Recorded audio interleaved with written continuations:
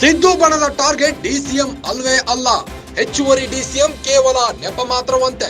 ಅಸಲಿಗೆ ಸಿಎಂ ಸಿದ್ದು ಬಣದ ತಂತ್ರವೇ ಬೇರೆ.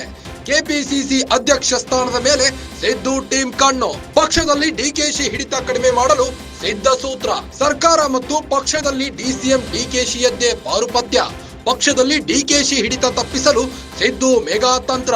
ಕೆಪಿಸಿಸಿ ಅಧ್ಯಕ್ಷ ಗಾದಿಗೆ ತಮ್ಮ ಶಿಷ್ಯನನ್ನ ಕೂರಿಸುವ ಪ್ಲಾನ್. ಈ ಮೂಲಕ ಪಕ್ಷದಲ್ಲೂ ಪ್ರಭಾವ ಹೆಚ್ಚಿಸಿಕೊಳ್ಳಲು ಸಿದ್ಧ ರಣತಂತ್ರ. ಮುನ್ನೆಲೆಗೆ ಬಂದ ಒಬ್ಬರಿಗೆ ಒಂದೇ ಹುದ್ದೆ ನಿಯಮದ ಚರ್ಚೆ. ಈ ಎಲ್ಲಾ ಬೆಳವಣಿಗೆಗಳಿಂದ ಬೇಸತ್ತಿರೋ ಡಿಕೆ ಶಿವಕುಮಾರ್. ಹೀಗಾಗಿ ಕೆಪಿಸಿಸಿ ಅಧ್ಯಕ್ಷ ಸ್ಥಾನಕ್ಕೆ ರಾಜೀನಾಮೆ ಸಾಧ್ಯತೆ. ಅಧ್ಯಕ್ಷ ಸ್ಥಾನಕ್ಕೆ ರಾಜೀನಾಮೆ ನೀಡಲು ಡಿಕೆಶಿ ಚಿಂತನೆ.